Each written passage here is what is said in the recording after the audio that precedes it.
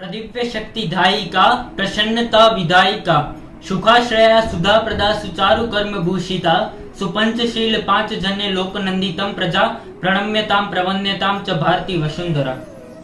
शुरुआत में पहली चार पंक्ति उन लोगों के लिए जो अपने घरों में हैं और परेशान हो रहे हैं, जो अपने घरों में हैं और परेशान हो रहे हैं कि आपका गुस्सा वाजिब है, कि आपका गुस्सा वाजिब है, पर ये तो सोचो आप अपने घरों में हैं, ये तो सोचो आप अपने घरों में हैं। उनका क्या जिनके पास छत ही नहीं। अरे आपसे तो हम फ़ोन पे भी गुफ्तगू कर लेंगे, उनका क्या जिनसे कोई बतियाता नहीं।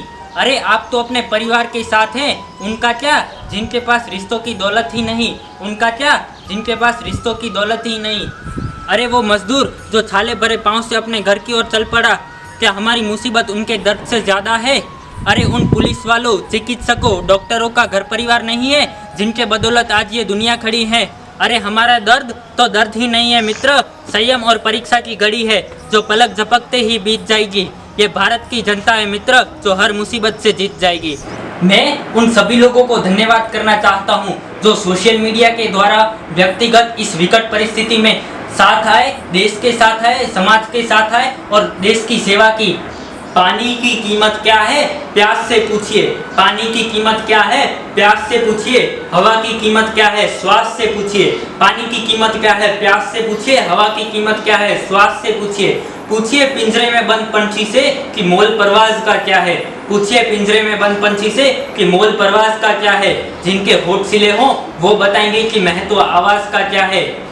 अतः उपगृत वो नहीं जो ले रहा है, भाग्यशाली तो वो है जो दे रहा है। आभार ईश्वर का कि इस सेवा के प्रकल्प में नाम तो आ सका, इस सेवा के प्रकल्प में नाम तो आ सका और इस संकट की परिस्थिति में मैं किसी के काम तो आ सका। और ये जो हम कर रहे हैं ईश्वर को प्रणाम के लिए, न प्रचार के लिए, न किसी के नाम के लिए। एक तरफ तो मैंने आपको कहा कि आप अपने घरों में रहें, पर क्या करे आदमी। तब मैं आपको एक चित्र दिखाना चाहता हूँ।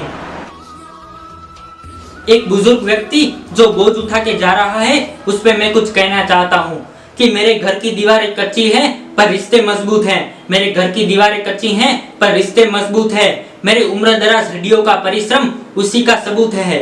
मेरे घर के टूटे आंगन में न कंगना का ट्विटर सस्पेंड, न ही बंगाल चुनाव की चर्चा है, न करोड़ों का हवस है, न हवा में घूमने की चाहत है, परंतु वहाँ मेरे कुछ अपने हैं और उन अपनों की उदास आंखें में देख नहीं पाया साहब। मेरे बच्चों की 2 वक्त की रोटी जरूरी है साहब, और इन अपनों की उदास आंखें देखकर मैं रुक नहीं पाया, इसीलिए बाहर निकलना मेरी मजबूरी है। मैं 2 बच्चे का बाप हूँ साहब, मेरे बच्चों की रोटी जरूरी है। कि एक सवाल पूछा मन ने, जिसका जवाब भी एक चुनौती है कि सबसे बड़ी खुशी कौन सी होती है। सभी वर्गों से अलग अलग पूछा गया।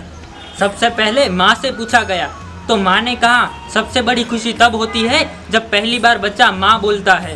कि पूछा बहन से कि सबसे बड़ी खुशी कब होती है, तो बहन ने कहा जब भाई राखी बांधता है तब सबसे बड़ी खुशी होती है।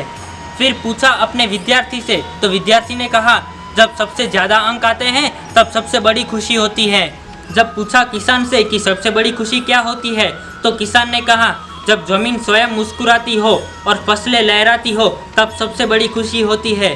परंतु आखिरी में नियति से पूछा गया कि सबसे बड़ी खुशी क्या होती है, तब नियति ने कहा जब पाँव थक चुके हो, कार्य सारे रुके हो, आंखें जब सवाली हो, जेबें जब खाली हो, धरती ही घर हो, छत सिर्फ अंबर हो, ठंडे हो चूल्हे, बर्तन जब सूखे हों, तब आशाहीन पिता को आशा का इशारा मिल जाए और उनके बच्चों को 2 वक्त की रोटी का सहारा मिल जाए। एक चित्र में आपको दिखाना चाहता हूँ। इस लॉकडाउन के चित्र में एक पिता अपने पुत्र को कंधे के ऊपर बिठा के ले जा रहा है। तब बेटा पूछता है पापा गुनाह कैसे होता है। पापा ने तुरंत सिखाया। पापा नए कपड़े चाहिए, पापा ने तुरंत ला कर दिए। पापा बेड चाहिए, पापा ने तुरंत ला कर दिया। पापा ने हर प्रश्न का उत्तर दिया, इतनी सारी बातें जिनका कोई हिसाब नहीं। फिर बेटा पूछता है पापा घर कब लौटेंगे, तब पापा के पास फिर कोई जवाब नहीं।